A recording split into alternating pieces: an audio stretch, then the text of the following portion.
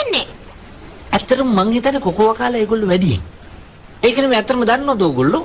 දැන් මේ චොක්ලට් වල තියෙන රසායන ද්‍රව්‍ය නිසා අපේ හෝමෝන උත්තේජනය වෙනවා. එතකොට ආදරය පිළිබඳ හැඟීම් මෝදු වෙනවා. ඔය ඇත්තමද? නගින්න බෝට් එකට